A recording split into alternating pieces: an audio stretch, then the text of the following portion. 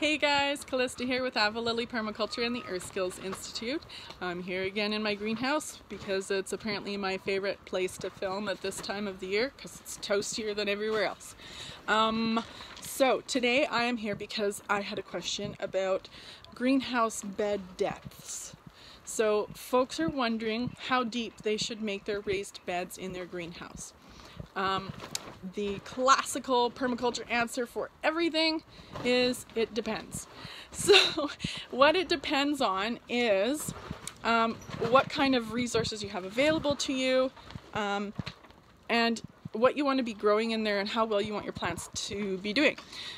One rule of thumb that I like to just tell everybody to consider when they're thinking about how deep to make their beds for any type of growing is whatever is happening above the soil is also mirrored below the soil. Does that make sense? So if there's a tomato plant that's growing here and it's, it's 8 feet tall or whatever, then the root system wants to extend out 8 feet as well. So the deeper you make your beds, you might be able to plant things a little bit closer together as long as it's not hindering airflow between the plants.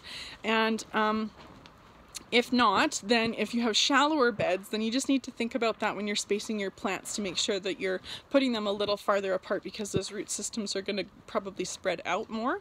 And then also, if they're limited in their ability to grow deep, long root systems, then that's going to impact the growth on top as well. So just think about that. Also, if you're trying to grow big root vegetables or something, then you're going to want to have deeper beds to grow in, because if you have shallow beds that have a hard bottom on them, you're going to end up with some pretty stubby, gnarly looking carrots, for example. So just a couple of things to think about. My beds in here that I have in my greenhouse are 24 inches high. You'll notice that I don't have them completely filled up to the top with soil. I did that intentionally.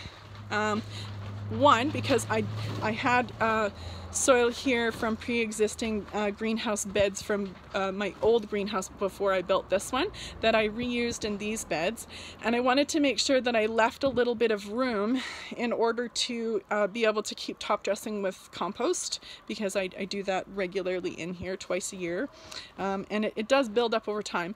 And then also the other thing is that when I had my old greenhouse and the beds in there, there was actually less growing space or less bed space in my old greenhouse than there is in this one. So when I reused the soil, it didn't quite fill up all the beds again. But I did leave a little bit of room, so that is another thing you might want to think about for being able to top dress with compost or other, things in here like manure or anything, and then still have a little bit of room to mix it in the beds without it kind of overflowing and then ending up in my pathways. So just a thing to think about.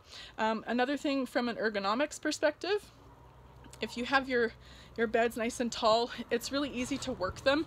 I can sit on the side here comfortably, my legs here, and work my beds like this.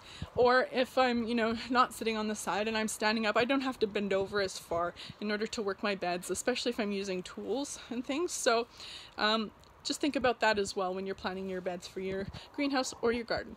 Hope that answers your questions. And if you have any more, please add them in the comments below or send them to me in an email, and I'll do my best to answer them.